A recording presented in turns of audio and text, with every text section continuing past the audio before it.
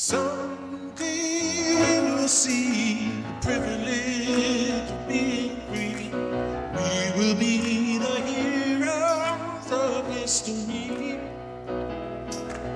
Remember courage and bravery, but nothing will ever change if we don't take our shot of glory and fame until then we free from this ghetto. A new musical shining a light on the story of Canada's only all-black unit in the First World War. Bo Lance and Lisa Dixon wrote Footnote to Freedom to honor the story of their grandfather, Private George Dixon, who served in Canada's number 2 Battalion, Canada's only all-black unit. And they're joining us now. I want to ask you guys about this contribution, and I also want to start with condolences on the passing of him, and just recognizing how important his contribution was, and to all Black Canadians and all Canadians who served and continue to serve. But talk to me about the story of this and how it all came together, because it is so important to recognize the history and the sacrifice of all of our members of service. Yeah, thank you for the opportunity to share our story.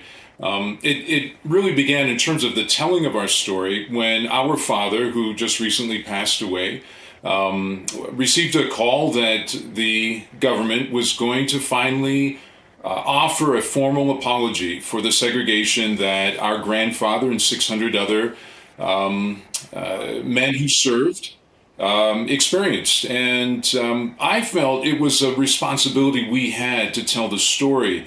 I'm a teacher specialist in race equity education in the Calgary Catholic School District, and I'm always seeking ways to include all of our students who see themselves as part of our nation, but also want their stories included in their faces and their lived experiences. And so we had an opportunity. We have this grandfather who just served in this remarkable chapter of our Canadian history of military service that has been up till now so neglected in terms of the telling. So that's really what inspired it, was this opportunity given to us.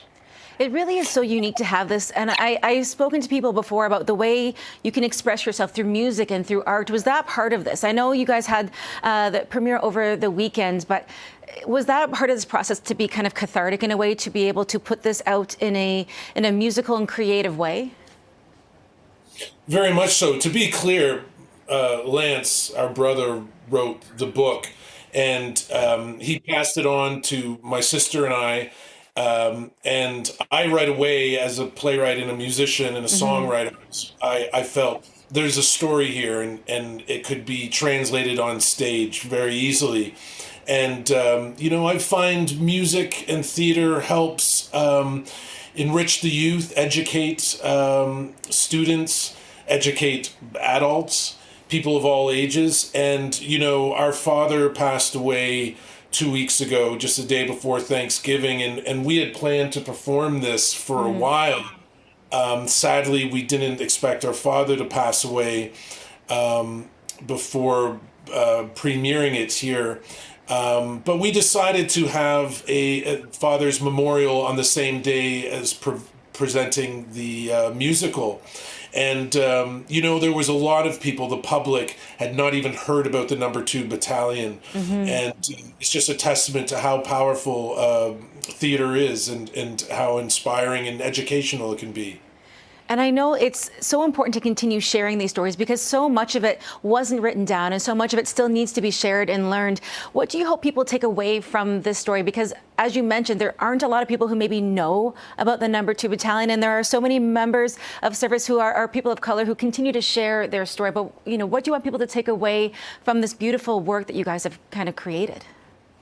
Well, I think the important thing for the three of us who are very privileged at this time to learn about something of our own history, sharing it, as Bo and Lance talked about, is so special. We went to France to stand in the forests that our grandfather worked in with the hundreds of other Black men, and the impact of knowing that they fought for us, that they wanted to fight.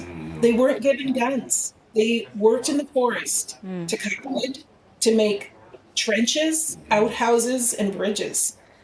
That impact needs to be taught because of the color of their skin. They didn't hold a gun. They didn't fight for us in the way that a lot of men had the privilege to. Today, we do have that privilege, and it's important that we have that in our history books.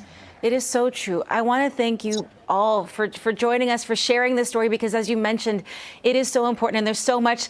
Oh, what a beautiful photo. And again, condolences on the passing of your father, but thank you so much for everything that he has shared and you have shared. And I want to, again, thank you guys for joining us this morning. Thank you for Thank the you. opportunity.